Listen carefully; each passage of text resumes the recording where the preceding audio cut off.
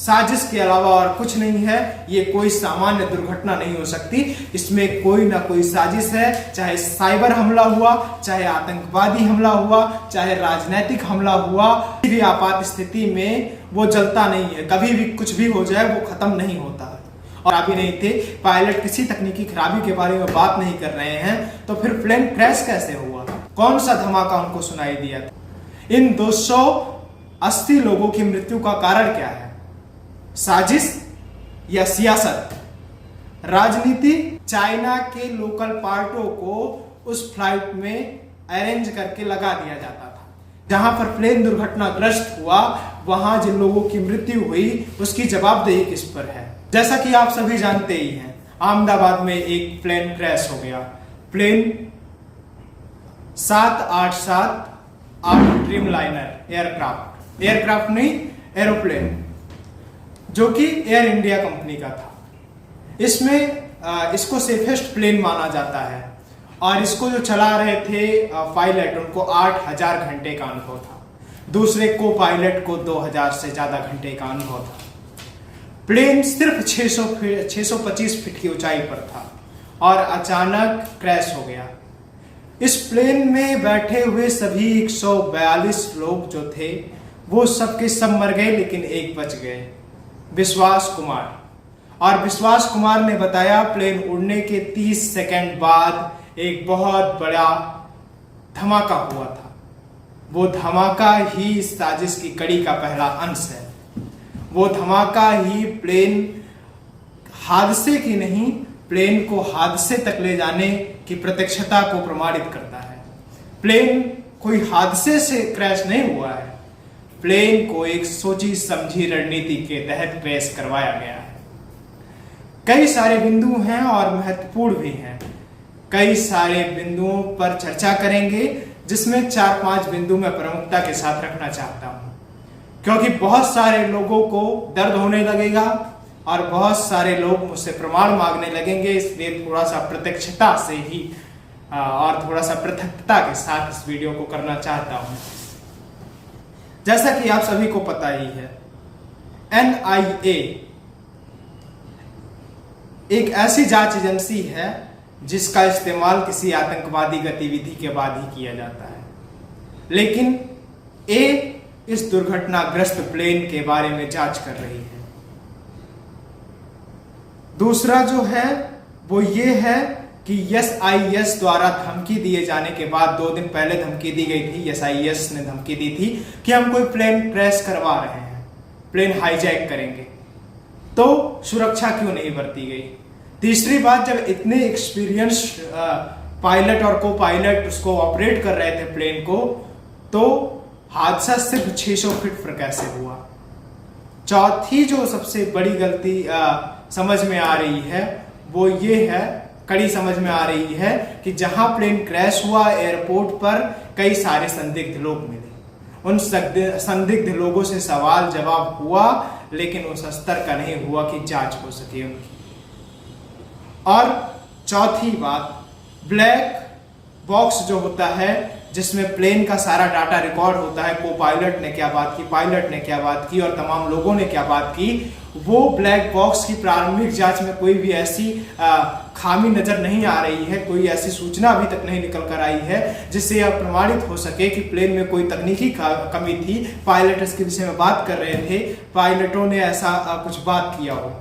वो सिर्फ मीडिया की बात कर रहे हैं और बहुत बाद में, जबकि विश्वास बता रहे हैं कि हादसे से 30 सेकंड बाद, मतलब प्लेन के लैंड होने के 30 सेकंड बाद ही, प्लेन के उड़ने के 30 सेकंड बाद ही धमाके की आवाज आई थी और उसके बाद से 625 फीट के नीचे हॉस्टल के ऊपर आकर प्लेन गिर जाती है। प्लेन में फ्यूल 1 लाख लीटर से ज्यादा होता है, यानी कि 1.5 लाख लीटर के करीब होता है, 1,40,000 लीटर। आप इस बड़े लीटर के पैमाने को इस बात से भी समझ सकते हैं, हम लोगों के घर पे टंकी जो रखी जाती है वो 1000 लीटर 500 लीटर की होती है, लेकिन 1,40,000 लीटर की टंकी अगर किसी फ्यूल की होगी, वो भी वायुयान जैसे विमान के फ्यूल की होगी, तो वो कितना ज्वलनशील होगा। कोई बचता ही नहीं ऐसे दुर्घटनाओं में।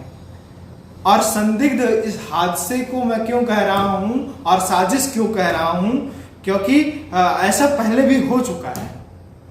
1985 में एयर इंडिया की फ्लाइट, 1982 में जिसमें 182 लोग मारे गए, 1988 में अहमदाबाद का फ्लाइट हादसा जिसमें 200 से ज्यादा लोग मारे गए, 1985 में खालिस्तानी आतंकवादियों ने प्लेन हाईजैक कर लिया जिसमें 329 लोग मारे गए और हादसा हुआ। SIS ने जब इस हादसे की जिम्मेदारी ली थी तब इसकी अलग अलग एंगलों से जांच क्यों नहीं की गई, और इसी फ्लाइट में वो भाजपा के पूर्व मुख्यमंत्री जिनका भारतीय जनता पार्टी के लोगों ने इस्तीफा मांग लिया और उनको इस्तीफा देने के लिए मजबूर कर दिया गया 2021 में, उनको मारने की साजिश भी हो सकती है इसलिए कह रहा हूं क्योंकि बहुत सारे लोग आरोप प्रत्यारोप लगाने आ जाएंगे। बाकी साजिश की कड़ी वहीं से जुड़ी है और इसलिए संदेह बहुत ज्यादा बढ़ जाता है। आपको ले चलता हूं 23 साल पहले गोधरा कांड के समय। गोधरा कांड के समय राजकोट से मेयर थे ये विजय रूपाणी जी, और विजय रूपाणी राजकोट का कारोबार देखते थे। RSS और संघ के बहुत चहेते और बहुत दिनों से उसके साथ लगे हुए थे और उसी के साथ काम किया करते थे। विजय रूपाणी RSS में बहुत प्रमुख भूमिका भी निभाते थे। गोधरा कांड के समय साबरमती के यस-6 में जो आग लगाई गई थी और 59 कार सेवकों की नृशंस हत्या कर दी गई थी जलाकर, उसके बाद जब दंगा फैला था गुजरात में, तब उस दंगे में RSS, विश्व हिंदू परिषद और बजरंग दल के कई लोगों ने अटैक किया था। और क्यों ना करें लोग, करना भी चाहिए। लेकिन इस हादसे के बाद, इस हंगामे के बाद, इस हमले के बाद जब किसी की हत्या होगी उस पर प्रतिक्रिया लोग देंगे, ये तो आम बात है। लेकिन उसमें नरेंद्र मोदी, अमित शाह और उस समय भाजपा के वहां के तमाम नेता और इन तमाम लोगों की प्रत्यक्षता भी सामने आई, हालांकि ये प्रमाणित नहीं हो सका। विजय रूपाणी भी उसमें एक नाम थे गोधरा कांड के समय, और उसी कांड से जोड़कर ISI ने उसी समय धमकी दी थी और आज तक धमकी देती आई है कि गोधरा कांड के सभी आरोपियों को हम नहीं छोड़ेंगे। तो गोधरा कांड में शामिल थे विजय रूपाणी। और एक एंगल है इसका, इनका इस्तीफा भाजपा ने 2021 में क्यों मांगा, जबकि फरवरी 2016 में इनको गुजरात का प्रदेश अध्यक्ष बनाया गया। अमित शाह के बहुत ही चहेते माने जाते थे। 2006 में जब ये राज्यसभा सांसद बने और अमित शाह गुजरात से ब्लैक लिस्टेड कर दिए गए थे, उसके बाद अमित शाह इन्हीं के घर पर प्राश्रय लिया करते थे, इनकी सरकारी आवास पर प्राश्रय लिया करते थे दिल्ली में। 2006 से 12 तक ये राज्यसभा सांसद रहे और अमित शाह से इनके रिश्ते बहुत ही अच्छे थे। 2014 में इनकी राजनीतिक योग्यता दिन ब दिन बढ़ती गई और विजय रूपाणी को 2016 फरवरी में प्रदेश अध्यक्ष बनाया गया। 7 अगस्त 2017 को इनको गुजरात प्रदेश का मुख्यमंत्री चुन लिया गया। आनंदीबेन पटेल को मुख्यमंत्री पद से हटा दिया गया और उसके बाद 2017 में फिर से जब विधानसभा के चुनाव हुए 22 दिसंबर को, इनको दोबारा से गुजरात का मुख्यमंत्री बनाया गया। तो जब दो बार मुख्यमंत्री बनाए गए तो क्या तीखापन था भाजपा का इनके साथ, जिसकी वजह से इनको 2021 में इस्तीफा देने के लिए मजबूर कर दिया गया और इनको ब्रिटेन और लंदन में जाकर प्राश्रय लेना पड़ा। इनका परिवार ब्रिटेन और लंदन में रहने लगा, मानो कि भारत से इनको ब्लैकलिस्टेड कर दिया हो। क्या कारण था इस पर मैं किसी के ऊपर कुछ थोप नहीं रहा हूं, बस बता रहा हूं कि ये भी एक एंगल हो सकता है। ब्लैक बॉक्स एक ऐसा बॉक्स होता है जिसके अंदर प्लेन की सारी बातों को, सारी गतिविधियों को मॉनिटर किया जाता है और वो प्लेन के पीछे रखा जाता है। किसी भी आपात स्थिति में वो जलता नहीं है, कभी भी कुछ भी हो जाए वो खत्म नहीं होता है। और उसकी प्रारंभिक जांच में जो बात सामने आई उसमें ये है कि प्लेन में कोई तकनीकी खराबी नहीं थी, पायलट किसी तकनीकी खराबी के बारे में बात नहीं कर रहे हैं, तो फिर प्लेन क्रैश कैसे हुआ? 625 फीट की ऊंचाई पर जब प्लेन पहुंचा हुआ था, उससे पहले ही बचे हुए विश्वास कुमार को किस बात की आवाज आई थी? कौन सा धमाका उनको सुनाई दिया था? यानी कि किसी साजिश के तहत या किसी बम के तहत उसके फ्यूल टैंक पे अटैक किया गया, या किसी ड्रोन के तहत उसके इंजन पर अटैक किया गया, जिससे प्लेन पूरी तरह से रुक गया और प्लेन दुर्घटनाग्रस्त हो गया। इसमें इतने सारे लोग, यानी कि 242 लोग तो प्रत्यक्ष रूप से, और उसके बाद हॉस्टल के कमरे में जो लोग खाना खा रहे थे और तमाम गाड़ियों में जो लोग टहल रहे थे, जो आसपास जले भुने हुए लोग हैं, उन लोगों को मिलाकर 280 लोगों की मृत्यु की अभी तक खबर आ चुकी है। इन 280 लोगों की मृत्यु का कारण क्या है? साजिश या सियासत? राजनीति या प्रत्यक्षता? राजनीतिक प्रत्यक्षता या प्रतिस्पर्धा? प्रतिद्वंदता में इस तरह से डूब गए ये राजनेता कि 2021 में विजय रूपाणी का इस्तीफा मांग लिया गया और उनको इस्तीफा देने पर मजबूर कर दिया गया। मैं ये आरोप किसी के ऊपर नहीं लगा रहा हूं कि इसने करवाया उसने करवाया, लेकिन गोधरा कांड में भी विजय रूपाणी शामिल थे। हो सकता है किसी आतंकवादी संगठन ने ही ये काम करवा दिया हो। और विजय रूपाणी की हत्या के चक्कर में 279 लोग और मारे गए। अब क्या है एंगल इसका, ये तो मुझे नहीं पता। इसमें एक और जो बात है वो मैं ऐड कर देना चाहता हूं कि लोग बता रहे हैं कि मतलब विश्वास बता रहे हैं कि प्लेन रुक गया था कुछ देर के लिए 625 फीट की ऊंचाई पर। अगर प्लेन रुक गया था, यानी कि पायलट और को पायलट के पास प्लेन का कोई कमांड नहीं था, यानी कि ये साइबर हमला भी हो सकता है। साइबर हमले की भी जांच होनी चाहिए। तमाम एजेंसियां जो इसमें जुटी हुई हैं, क्या उन्होंने अभी तक इसके किसी भी पृथक पक्ष को नहीं तलाशा है? अगर तलाशा है और ब्लैक बॉक्स की अभी तक रिपोर्ट क्यों नहीं वो प्रसारित कर रहे हैं? 2 दिन हादसे को हो गए और भारत के मुखिया प्रधानमंत्री जी ने आज यानी कि कल, एक दिन हादसे के एक दिन बाद विजय रूपाणी के परिवार से जाकर मुलाकात की। उससे पहले उनके लिए एक ट्वीट तक नहीं फेंका। इसका कारण क्या है? ट्वीट क्यों नहीं किया उनके लिए? क्योंकि भाजपा के बड़े नेता थे, संगठन के बड़े नेता थे और भाजपा के मुख्यमंत्री 2 बार बने, भाजपा के अभी तक सक्रिय सदस्य थे। भले उनको ब्रिटेन और फ्रांस में और लंदन में रहना पड़ रहा था, लेकिन भाजपा के बड़े राजनेता माने जाते थे। एक बात जो और निकल कर आ रही है उसमें यह है कि इन जांचों में कुछ ना कुछ छुपाया भी जाएगा। जांच निष्पक्ष नहीं की जाएगी क्योंकि अंतरराष्ट्रीय दबाव बन जाएगा। अंतरराष्ट्रीय दबाव ना बने इसके लिए जांच निष्पक्ष नहीं होगी।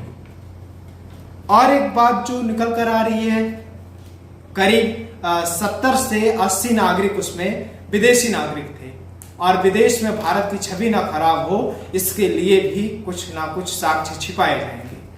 हालांकि देखना है क्या मामला है पूरा, लेकिन ये एयर इंडिया का जो एयरक्राफ्ट मतलब जो विमान है 787-8 ड्रीम लाइनर जो बोइंग का है, उसमें ऐसी तकनीकों का प्रयोग और उसके खामियों का खुलासा हुआ है जो आपके पैरों के तले से जमीन खसका देगी। चाइना के लोकल पार्टों को उस फ्लाइट में अरेंज करके लगा दिया जाता था। चाइना से इंपोर्टेड सामान को उसमें लगाया जाता था। चाइना जिसका कोई भी सामान टिकाऊ नहीं होता, उसके सामान को जिंदगियों को मरने के लिए उसके सामान के भरोसे छोड़ दिया जाए, ये कहां की प्रत्यक्षता है? एयर इंडिया को भी इसका जवाब देना होगा। एयर इंडिया के साथ साथ हवाई मंत्री को भी और देश के मुखिया को भी इसका जवाब देना होगा। ब्लैक बॉक्स की रिपोर्ट कब तक आएगी इसका भी जवाब देना होगा और उसकी रिपोर्ट, प्रत्यक्ष रिपोर्ट कब प्रदर्शित की जाएगी, प्रकाशित की जाएगी, इसका भी जवाब देना पड़ेगा। 169 भारतीय नागरिकों की सुरक्षा की जिम्मेदारी किस पर थी? इसकी जांच क्यों नहीं की? और 53 विदेशी नागरिक जो कि ब्रिटेन के थे ना, ब्रिटेन के थे, उनकी सुरक्षा की जिम्मेदारी किस पर थी? कनाडा के 1 नागरिक और पुर्तगाल के 7 नागरिकों की जिम्मेदारी किस पर थी? जहां पर प्लेन दुर्घटनाग्रस्त हुआ वहां जिन लोगों की मृत्यु हुई उसकी जवाबदेही किस पर है? ये सारे सवाल तीखे हैं, लेकिन सत्ता की आंखों में आंखें डालकर पूछने है और ये सवाल बनते हैं।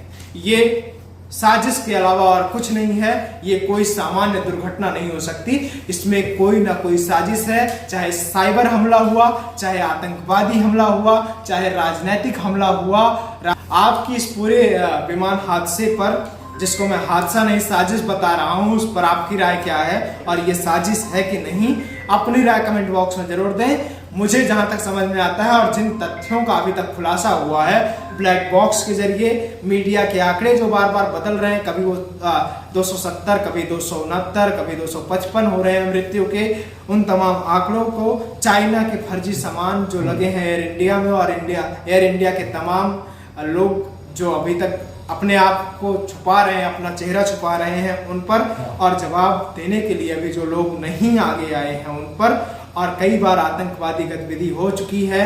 ISIS ने जो चेतावनी दी थी कि हाँ हमला करेंगे उस पर, और अंतरराष्ट्रीय विवादों पर आप क्या समझते हैं? गोधरा कांड से इसे जोड़ना ठीक है कि नहीं? गोधरा कांड में शामिल आतंकवादियों ने इस घटना को करवाया है कि नहीं?